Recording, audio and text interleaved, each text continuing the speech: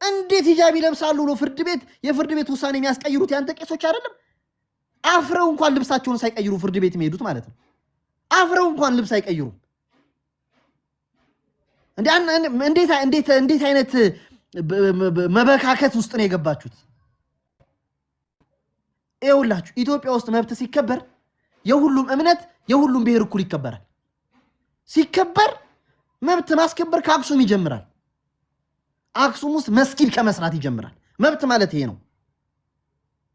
ጎንደር ውስጥ ያለ ሙስሊም በነፃ ቤትና ንብረቱን ሽጦ እንዲወጣ እያደረጋችሁት እኮ ነው ያላችሁ። የጎንደርን ሙስሊም እኮ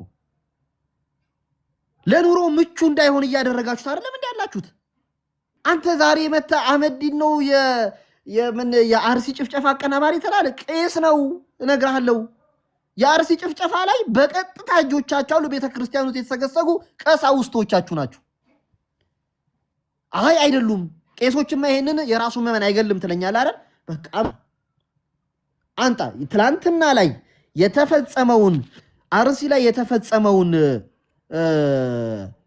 ጭፍጨፋ ግድያ ገብቷል